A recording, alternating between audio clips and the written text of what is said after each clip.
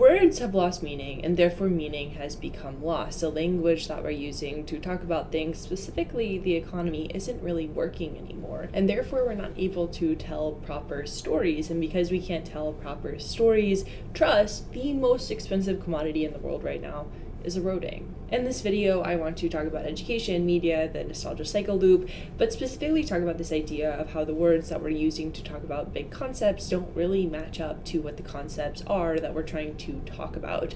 By the end of the video, I hope to discuss some solutions. It's going to be a bunch of words about how words aren't wording. The whole concept of this video is Nietzsche asking, is language the adequate expression of all realities? When asked what truth and knowledge really means, he came up with this question, which is a good question to be talking about, because is language an adequate expression of what's going on, especially in context of the economy? Anna DeVere Smith wrote about this in her book, Talk to Me, where she talks about this idea that language doesn't always mean what we want it to mean, and she wrote, we get so used to hearing things that they have no meaning. We live the expectation that words mean very little because we have seen it all before and heard it all before.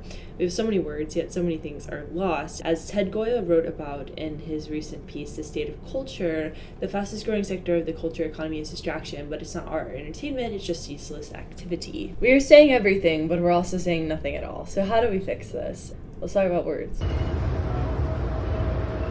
Very crudely speaking, words make up language. We speak to one another using words that have evolved over and through time so that we know what we're talking about when we reference a doorknob or a pencil. As Toni Morrison stated in her 1993 Nobel lecture, we die, that may be the meaning of life, but we do language, that may be the measure of our lives.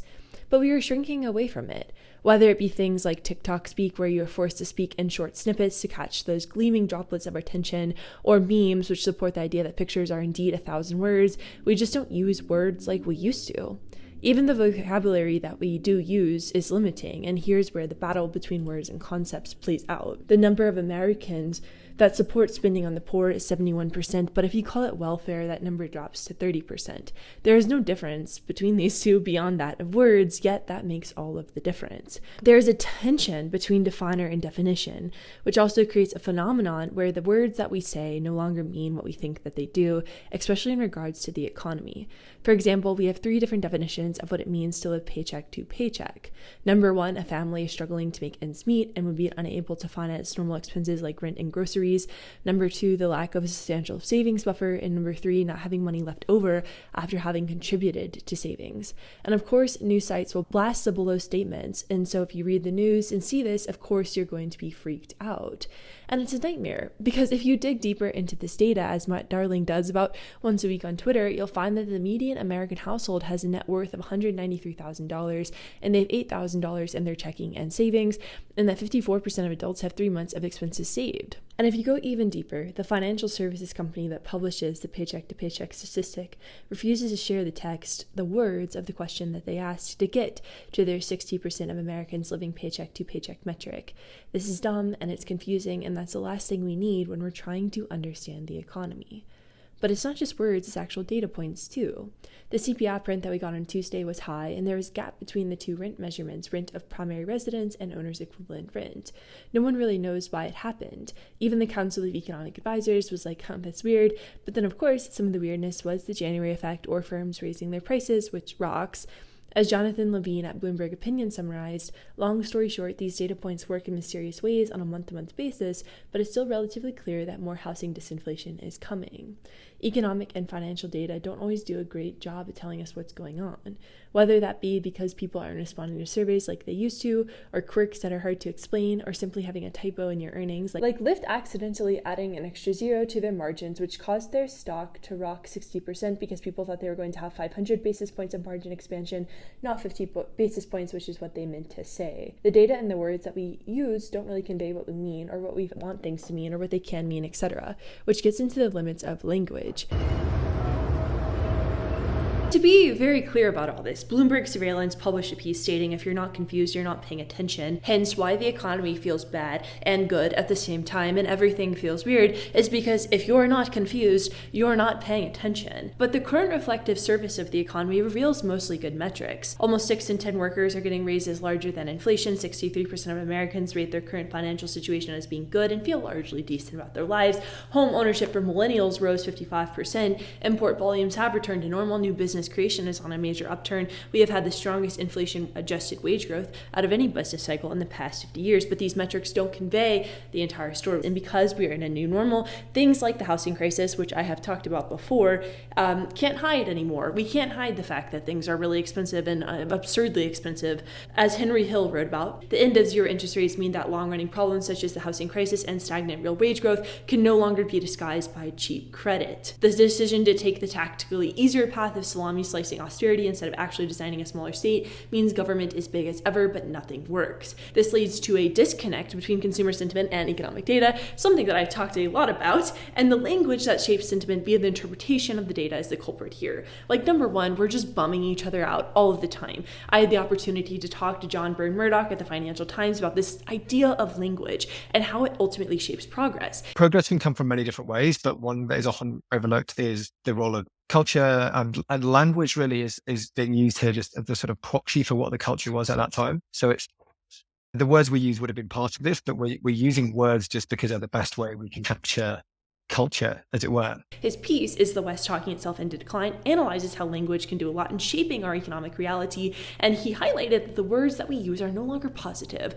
and focused on growth, but rather they are fearful and focused on worry. And there are huge consequences to that, like the creation of a zero-sum mindset and the turn towards stagnation and populism. It's not just about this sort of progress versus worry thing. There's a bigger sort of zero-sum versus positive something going on here. And the more someone is worried that maybe we've gone too far, maybe things are a bit scary, the more inward looking they become, the less likely they are to go out there and try something new. But it's not just that, they're then going to start worrying about other people. And there's these people got more than me, and you get nativism, you get populism, all of these things start rising up from this. There are a lot of reasons for this. I also talked to Stephanie Stancheva, an economist at Harvard, who has highlighted that yes, indeed, we have become increasingly zero-sum. Zero-sum thinking is the belief that if you or a group of individuals gains, it must come at the expense of others.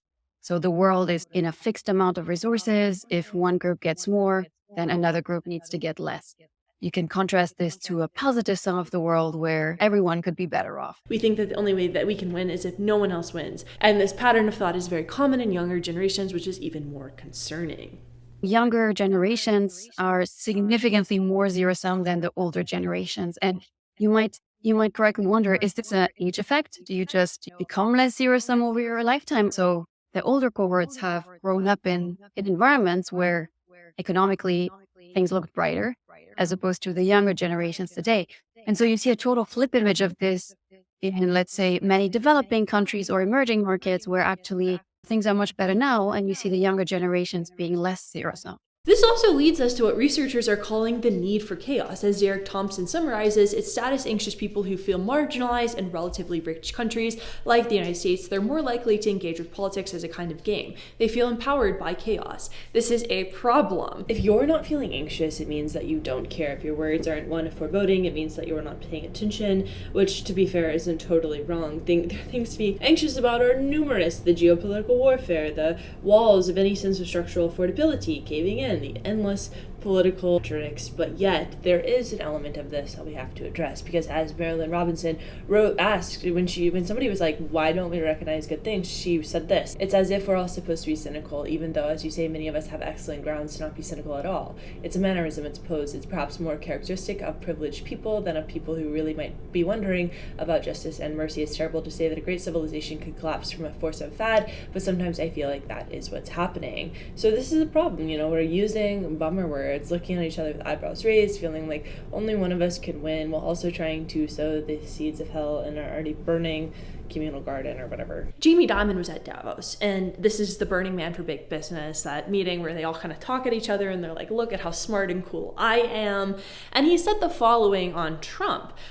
I wish the Democrats would think a little more carefully when they talk about MAGA But when people say MAGA, they're actually looking at people voting for Trump, and they think they're voting, and they're basically scapegoating them, that you are like him. And I think people should be a little more respectful of our fellow citizens. Jamie Dimon has been wrong a lot. Everyone is wrong a lot. But part of what he was saying was that the language that we are using to talk about politics, to talk to each other, is not right.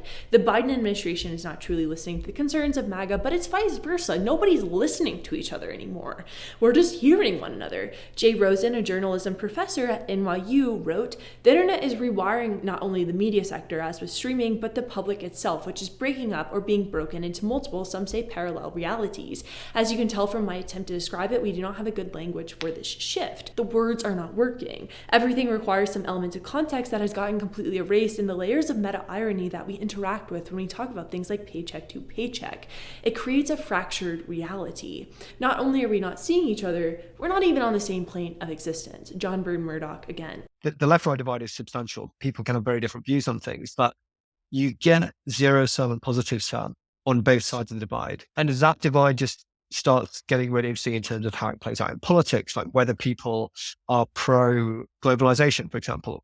If you view interaction between countries as one wins and one loses, rather than as everyone can do well, then you end up with very different policy outcomes. So that sort of shift is really being drawn out by a lot of recent trends. And there's been some fascinating papers looking at this and how you get this sort of self-perpetuating relationship where as GDP grows, or people hate GDP, but let's say as general living standards improve, the evidence of a rising tide that lifts all boats encourages people to be more positive self and to think, hey, we can all succeed here.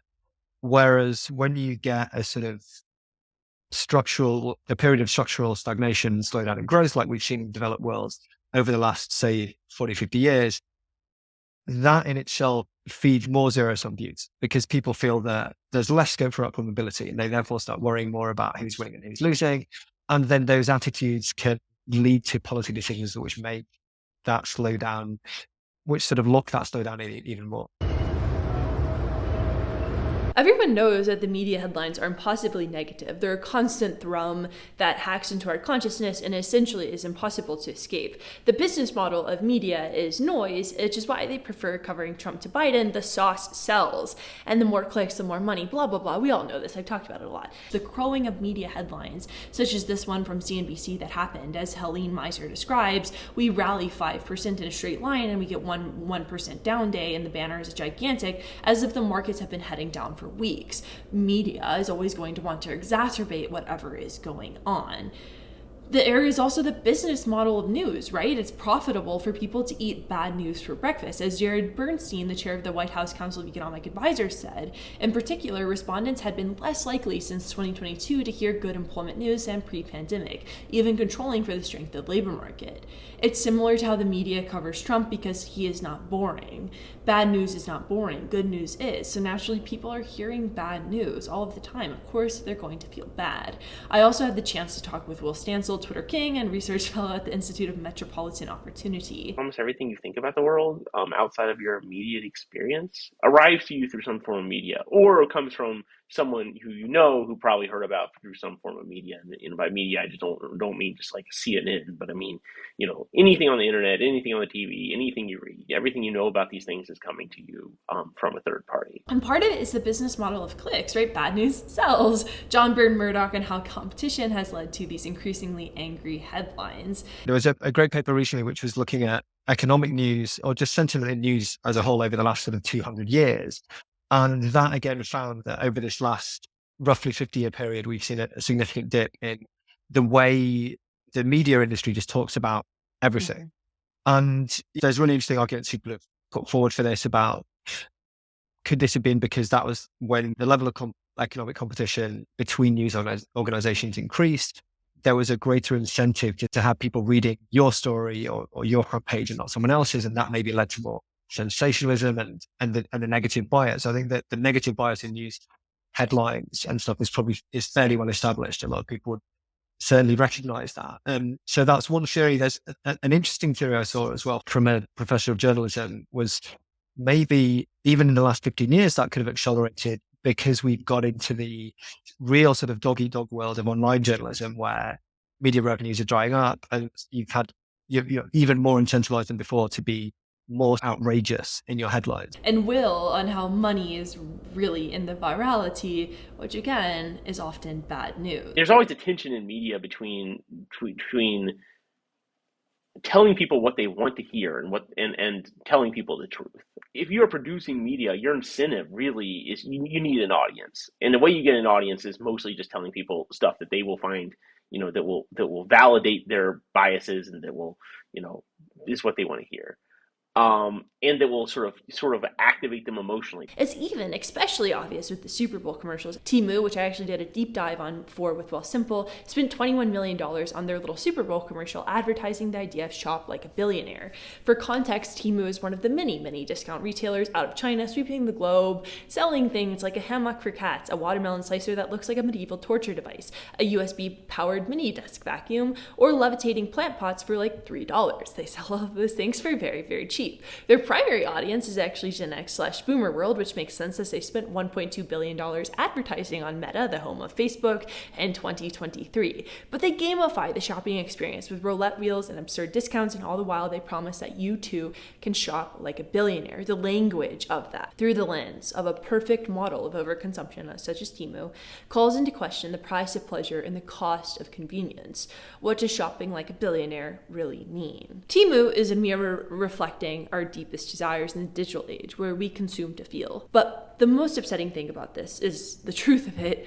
Everyone wants to be a billionaire, perhaps because they want to spend money incessantly, but mostly for the safety of it. That's why it was sort of funny that another big spender at the Super Bowl was Hobby Lobby, was religion.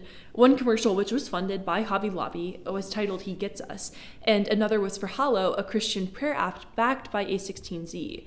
And of course, Taylor Swift, existing in her own form of religion, was there too. But there are similarities between Temu and the ads for faith, specifically through the lens of language.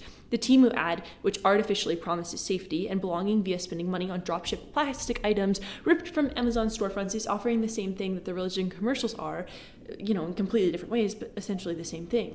Both say, come here and be okay. Consumerism is a religion in the sense of salvation in the form of momentary pride. One must say their confessions at the altar of fast fashion. The average Shein shopper is a 35-year-old woman who cares about sustainability, which is wild because Shein is not sustainable. So what does that mean? What does sustainability mean here? What does that word mean to this person? What is the expectation that we have set for ourselves? As James Baldwin discusses, it is an experience which shapes a language, and it is language which controls an experience, which gets us into narrative. So words shape language and language shapes narrative, but as Jeanette Winterson wrote in Why Be Happy When You Can Be Normal, something very relatable to me, when we tell a story, we exercise control, but in such a way as to leave a gap, an opening. It is a version, but never the final one. And perhaps we hope that the silences will be heard by someone else and the story can continue, can be retold. When we write, we offer the silence as much as the story. Words are a part of the silence that can be spoken. There's no more silence. At least it's harder to find. And the silence is where the growth exists, usually when the noise stops and it's just you and all the stories, and the iteration towards finality is filled with gaps, and the gaps are becoming smaller and smaller because there is more and more to distract. And this is because of the dopamine hits of social media, something that is likely never going to go away but will probably need to be managed. But social media wants you to feel anxious. It wants you to freak out, because if you're freaking out, it means that you care and you're going to continue to scroll, right? You'll keep on scrolling and you'll keep on swiping and you'll freak out more. The normal things that you do, it's actually a sign that something's wrong with you. You're a mess. You're an absolute mess. Give me your data. Give me your money. Keep scrolling. Keep swiping. Give me your time. You have endless time, right? It's not finite. Keep scrolling. Keep swiping. Keep scrolling and swiping. Consume. Consume. Consume. Forget about context. Just consume. Why aren't you consuming more? Consume more. As Julia Alexander wrote, I see, I engage, I disassociate. Ted Goya made a chart talking about the rise of dopamine culture, and I think it gets into this. Why we scroll, why we swipe, why we scroll. It's because we want to feel something. And this is very, it's tough. It's tough. And this is the backdrop of the whole phone as an extension of the arm thing. the assisted living device of the phone. And again, I'm veering into old man yelling at cloud territory, but the way that we experience time is completely warped now. Time has been compressed to the past, the present, and the future all at once as we interact with everything all the time across every time period, as Douglas Rushkoff discusses in his very good book, Present Shock. Rushkoff argues that we have experienced narrative collapse. I don't know if it's so much narrative collapse as much as it is narrative stagnation.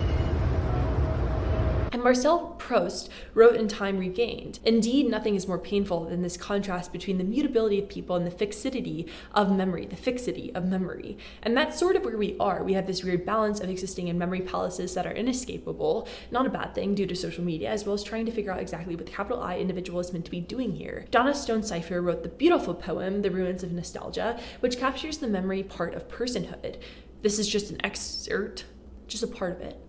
But she writes, "The barber is dead. Long live the barber. The city of our youth no longer exists. It exists in our minds. The barber's pin-up calendars are smoldering their way down the landfill. Johannes Hofer believed that nostalgia could be cured with opium, leeches, or trips to the Alps, but we know the only cure for nostalgia is nostalgia."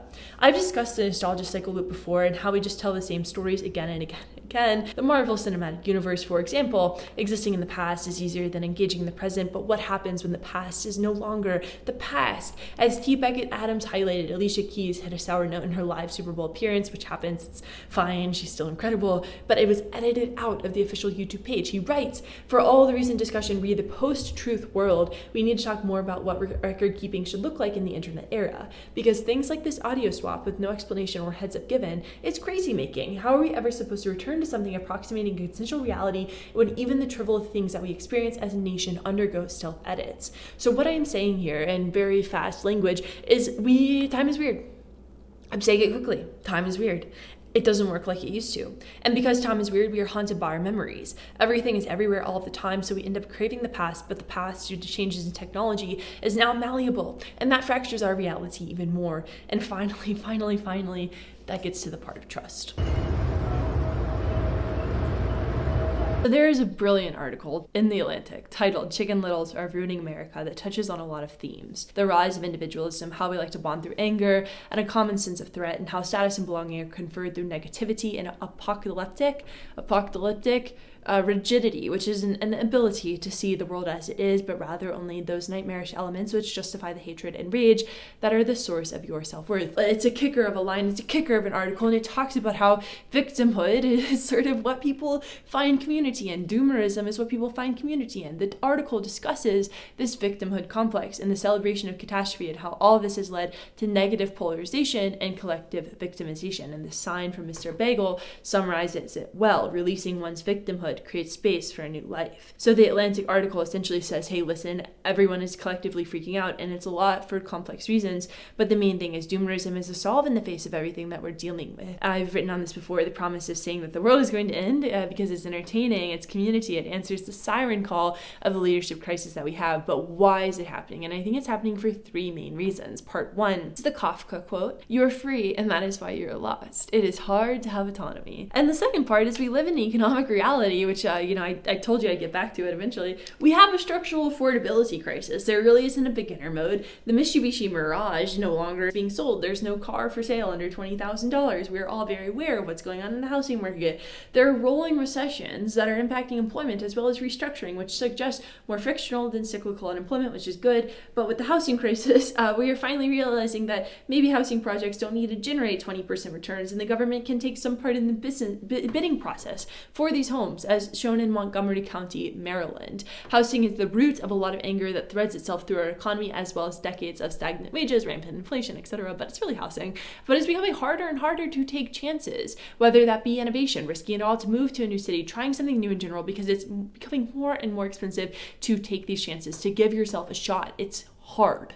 It's expensive, and there's nothing to catch you. And then there's the other part of the economic reality, the attention economy, in which our eyeballs are very expensive commodities. We have commoditized ourselves to the point where we sort of are what we consume. We've assetized our feelings to give them value on a sociological marketplace. It doesn't help that we are using language to come up with words like doom spending, the idea that it's just easier to spend money on things that will bring you immediate fulfillment, or things like quiet quitting, which shapes the narrative in a weird way because it's sort of frustrating to go and see these terms.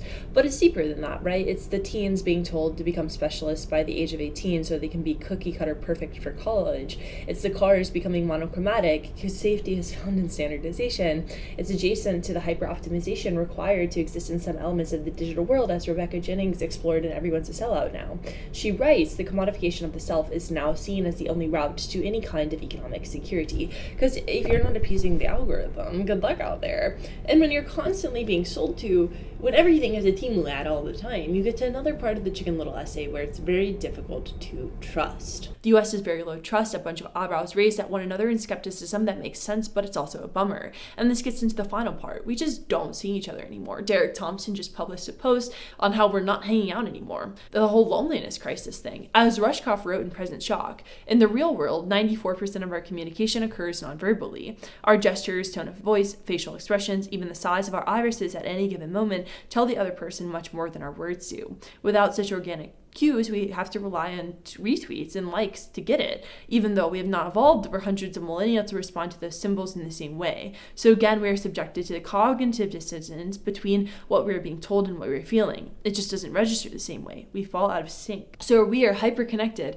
to the point of disconnection. We are compartmentalizing everything in an attempt to manage it all, which makes it all feel even weirder. And if you will allow me to be an absolute hater for a second, these Apple Vision Pro goggles and the Meta goggles, it's going to make all of it even weirder. The last thing that we probably need is another piece of technology that disconnects us. And of course, the goggles are great for people who need them to connect with the world, those with disabilities, etc. But the goggles, as a philosophical concept, Gitapur wrote, this society which eliminates geographical distance reproduces distance internally as spectacular separation. As Jacob Needleman wrote in Time and Soul, the essential element is to recognize how much of we call progress is accompanied by and measured by the fact that human beings need less and less conscious attention to perform the activities and lead their lives. The real power is the faculty of attention. It's one of the most indispensable and most central measures of humanness. We are what we pay attention to. And one of the worries with goggles is that we're becoming more and more hyper-fragmented, more and more sucked away into our spaces, seeing only what we want to see and removing all friction. And already,